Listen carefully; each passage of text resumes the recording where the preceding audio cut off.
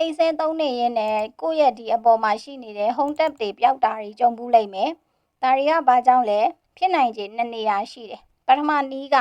ဒီအပေါ်မှာရှိနေတဲ့ဒီနာမည်တစ်ခုခုပေါ်မှာ double click နှိပ်လိုက်မိတယ်ဆိုရင်လေ